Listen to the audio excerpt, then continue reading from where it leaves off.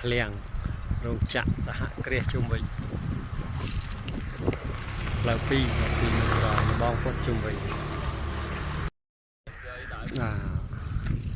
ទំហំមាន 4000 ម៉ែត្រការ៉េផ្លូវ2ដែរ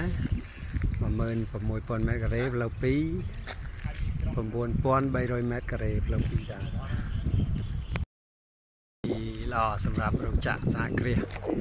បាទបរិយព័ទ្ធជុំវិញទាំងអស់នេះតែលបងស្រេចដីរាបស្មើ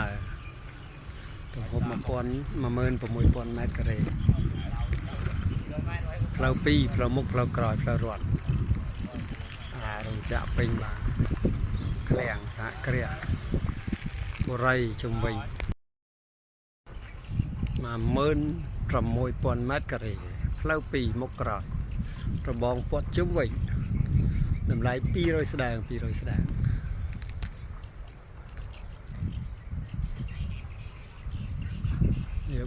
ការ៉េជាប់នឹងនៅសង្កាត់ព្រៃសរខណ្ឌដង្កោមានទំហំ3ទីតាំងក្បែរគ្នា 4000 ម៉ែត្រការ៉េ 9300 ម៉ែត្រការ៉េនិង 16000 ម៉ែត្រការ៉េ